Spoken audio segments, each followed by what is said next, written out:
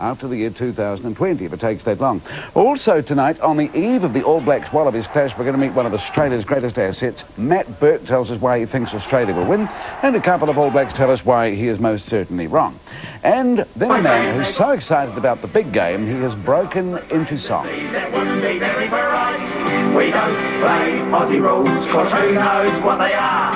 And Parlet was a Kiwi horse, and Holden's just a car. You can have...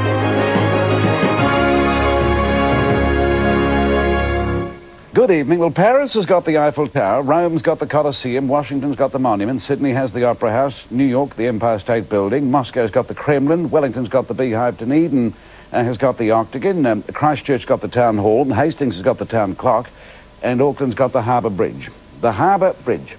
For the rest of New Zealand, the Harbour Bridge has for so long been the symbol of Auckland, and it stands grandly astride the Waitemata Harbour.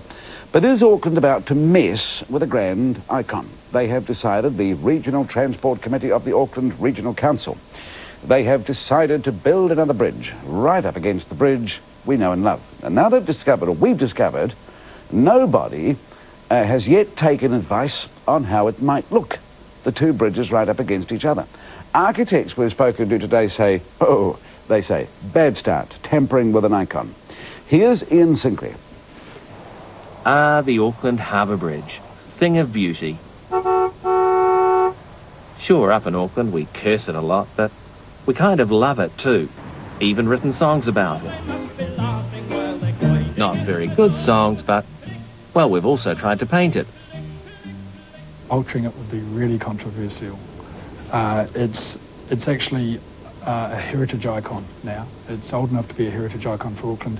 But the arteries are blocked, hence the idea of a second bridge, right beside the first. So what about this business of plonking another harbour bridge in beside the original? Is that the kind of thing that Paris would do? Would they put in another Eiffel Tower? Would London put in a matching Big Ben? And what kind of design studies have been carried out to make sure that another harbour bridge would look all right in the first place? Well, the answer is absolutely none.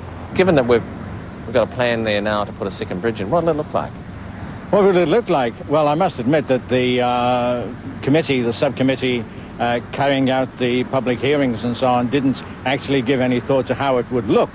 I guess if we did think of anything at all, it was going to be that it would not be incompatible with the existing bridge. But before you decided to put another bridge in next to that one, wouldn't you have tried to work out or wanted to make sure that it was going to look okay? Yes, I believe it would, but when you consider that we do have something like a 10-year lead time, I think there's plenty of time for us to discuss those sort of issues.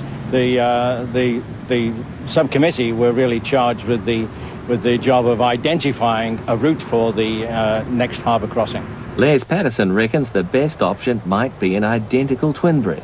I can just see ourselves being called not just the City of Sails, but the Twin Bridge City. I think there's a real danger with doing that. It's actually a bit loopy. I think it's actually taking away from the value of the original bridge. I would suggest that we probably, don't know where the tunnel is, but we'd do perhaps a curving bridge, which gives us some distance from there, and then maybe we have some cable stay towers at other ends which don't compete with that. So what you're proposing is a kind of a bendy Golden Gate? What I'm proposing is a kind of bendy Golden Gate. But in the architect's imagination, we quickly found the possibilities are endless. So what's your contribution? Well, the proposition I'm suggesting is that we look at a structure that's, I mean, this proposition is slightly whimsical because it doesn't deal with some of the pragmatics of how you might get under a tall mast under it, but it's really just looking at the sort of Auckland icon of the Harbour Bridge and looking at something that contrasts with its the structural sort of grid that it sets up, and having something that's perhaps a little more organic, that is an intervention sort of... What he really means is up and under and over. There's a famous one called the Fourth Bridge, which looks like this. It has a roadway running through there, an enormous amount of structure above and below like that. I think I would wish for the new bridge to not upstage the existing. We'd be doing ourselves a disservice if we did something too radical or too loud compared to the existing bridge. Well, there's going to be debate, no doubt about that. Art consultant Hamish Keith reckons it should be for public transport, not private. In my view, the first option should be a rail dedicated structure that runs across here, which doesn't compete visually with the bridge, just carries light rail and perhaps monorail. If you had a choice, though, would you put a bridge next to it or would you put a bridge somewhere else in terms of look? In terms of look, I would separate them as far as possible. So this is the best of a bad deal? This is the best of a bad deal in terms of look and aesthetics. So it's a funny old way to start thinking about it, isn't it? But there's certainly going to be much passionate debate before any bit of concrete goes into the sea. Last night we discussed the business of Daniel Clark. Now, here's the tetraplegic in prison for marijuana offences, went to prison last Friday. He was committed to prison, and he's claimed he's had a very rough deal in Waikeria prison. He claimed that he'd endured 98 hours without adequate toilet facilities, that he was left to lie on a cold prison floor for a couple of hours, for 2 hours. We've had a fax today from the Department of Corrections. They say they've investigated the matter. There is documentation, they say, that the inmate, this Daniel Clark, was checked hourly both during the day and the night, and he was found on the floor early one morning. Yes, he was. The correction service told us the staff attended to him immediately, and he said to them, "Lucky you do these checks regularly because I haven't been on the floor for long." And we've heard from of course, interesting news from the UK today that a man called Colin Davis has just been acquitted of cannabis charges. He said against the law, the jury acquitted him. He said he grew the cannabis to relieve pain from spinal injuries and actually admitted in court that he'd set up a cooperative to help fellow pain sufferers, chronic pain sufferers, by providing them with cannabis relief. And of course, the reason I mention that is that Daniel Clark was in prison last Friday for 21 days for the cultivation of a few plants hydroponically. Still to another couple, let me tell you another couple of nice facts. To one from Al McEwen of Whangarei says, why put him in prison? Al McEwen says he's a prisoner anyway in a wheelchair. A tetraplegic needs some quality of life, give him a break. And another fact, a very intelligent fact from Ken McConey. He says, why was Daniel jailed at all in his condition? Why don't they put him under house detention, or is this reserved for Pakeha middle-class fraudsters? And facts from another Ken on an entirely different matter, the winds matter, which was very hot early this week. Ken Beck says, Mr. Holmes, he says, simple conferences get results. He says, take the Last Supper, bit of bread and wine. He says, and it changed the world. He says, winds take note. Still to come on the programme, got to be your rugger, doesn't it? Rugby, rugby, rugby. This was the eve of the big night game, the Tri-Nations Test, the Bledisloe Cup grudge match between the All Blacks and the Wallabies. And it will be an indicator, it is reckoned, of how we're shaping up for the World Cup. So we're going to be speaking to Australia's golden boy, Matt Burke. And later on the programme, a rousing song, a nice bit of, nice bit of gentle Aussie bashing, really, on the eve of the test. A rousing song for the weekend's occasion. We don't bowl underarm, we don't jump off the highs, we don't win rugby league games by disallowing tries, we don't keep Aussie apples out by saying they got the blight, when ours have got the same disease it wouldn't be very bright, we don't play Aussie rules, cause who knows. Now, an update on Starworks. Do you remember Starworks? This is the, if you've had anything to do with them, you'll remember them. The Australian company, you saw them on Homes, well, 3 times this year we've featured them for selling dodgy computers, not supplying computers they had committed to supplying, and not giving refunds when you weren't happy with them. Starworks, the Australian company, has now gone into voluntary administration in Australia, which is very much the same as voluntary liquidation. An administrator's been appointed. He wants to hear from anyone who is owed money. Now, you should contact Ray Tolcher at Lawler Davidson, and the address is level 10, 131 Macquarie Street in Sydney. Ray Tolcher, if you've got a Starworks problem and they owe you money and you're out of pocket, Ray Tolcher, Lawler Davidson, level 10, 131 Macquarie Street, Sydney, Australia. That's the phone number, Sydney, 4962 2294. Sydney, 4962. Oh. Is it gone? No, I don't want it back. 49, I can remember it. 4962 2294. Of course, the chances of getting your money back are not great. It has to be said.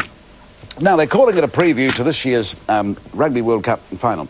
Forget about the Springboks, their history, of course. We know this, everybody knows this. Tomorrow night's Bledisloe Cup and Tri-Nations Test match pits the 2 best teams in the world against each other, so it's going to be a great watch. The Wallabies are on a record 10 test winning streak. They've thrashed the Springboks, of course, spectacularly last weekend. Meanwhile, the New Zealand All Blacks have got a new confidence, new composure, they've got form players, they've got no injuries, they've got the winning habit. One Wallaby the All Blacks know, however, they're going to have to watch is fullback Matthew Burke. Mike McRobert with the flying New South Welshman. Matthew Burke, boyish and brilliant. An Australian so clean-cut, so likeable, so talented. Burke is back okay. New Zealanders now like him. Some even fear him. Last week, you know, he showed the class player he was, and he played brilliantly and fitted right back into the whole Australian style and contributed brilliantly. And, you know, for us, and for me personally, it's a huge challenge. Burke is back okay. His 17th test try. But it was Burke's 16th test try that threatened the 26-year-old's career last year. Burke looks to be seriously hurt here. A dislocated and badly torn shoulder, he would be out for a year. By the end of the game, the Wallabies had won the Bledisloe Cup and beaten the All Blacks 3 in a row. That dulled the pain for this selfless young man. To win in front of a home crowd and to hold up the cup in Sydney was something great. So the end result was we were able to do that, and it was great for Australian rugby. But that was last season, a long time ago. The All Blacks are a new team with new shirts, and we have new expectations. The win against the world champs last week was, or 2 weeks ago now, was a great win. 28-0 was fantastic. So they're a formidable side, and you can't take them lightly. But as I said before, I think, you know, every team can be beaten. Gracious off the field, lethal on it. He almost single-handedly beat the best of New Zealand's rest in Melbourne 2 weeks ago. Matthew Burke, they won't stop him.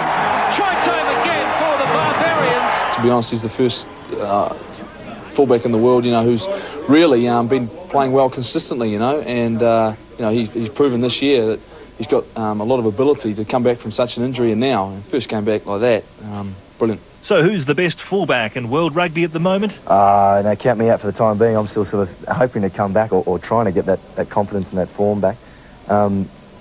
Jeff is a fantastic player. He had a great Super 12 tournament, and I think he thus rewarded with the number 15 for the All Blacks.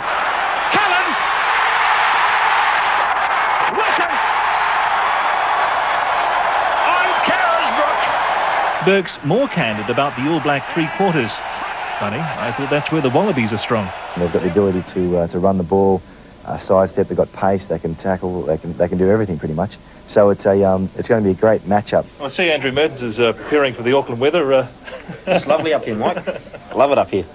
Players don't normally talk about matchups. Not good form to be talking about the other bloke. But this game is head-to-head stuff. No getting away from it. Like Andrew Mertens against Tim Horan.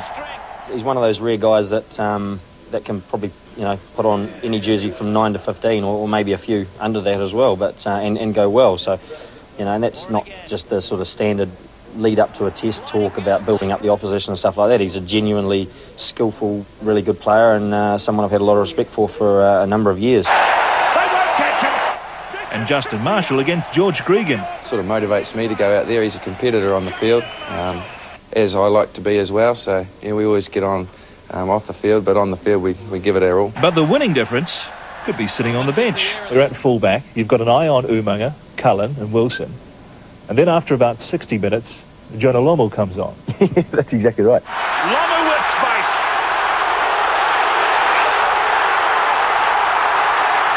He is huge. Just can't quite get there. But isn't that a sight to warm your heart? He had a devastating effect last week. Everyone knows what he can do. So around about that 60th minute, 65th minute, I think we'll be looking to the sideline and waiting for him to come on. So it's going to be wonderful, isn't it? One World of Sports coverage of the test begins at 7:30 tomorrow night. Next on the programme, the outrageous song from the man from the Kapiti Coast. And we don't bowl underarm, we don't job walking pies, we don't win rugby league games by disallowing tries, we don't keep Aussie apples out by saying they got the blights. Well, now look what happens when you give somebody too much encouragement. A fellow called Mark DeLacy composed a song 4 years ago. He's an entertainer from Pakakariki, and his song at the time was called Dirty Den, see, and so we quite liked it, see. And then he wrote one for the last Rugby World Cup campaign and we played it on Homes to a very, very positive reception from you. So Mark did a song for the Silver Ferns, and we ran that song, and everybody seemed to love that song. See, too much encouragement, there's no stopping him. And since then, he's gone on to write songs about nuclear bombing, Chirac attack, a song about the police staffing cuts called Too Few Boys in Blue. And indeed, he reckons, Mark DeLacy reckons, he's been on Homes 9 times in all. And I would say that makes him beaten only by Winston Peters. So why not make it 10? Mark has written a song of Trans-Tasman rivalry with some nice, gentle, you know, good-humoured and intelligent Australia bashing for this weekend's Bledisloe Cup Tri-Series match. We say pasty, they say pasty. We say dance, and they say dance. An Australian keeps his brain well cooled by wearing shorter pants. Did Jerry do a kangaroo out back of Wollongong?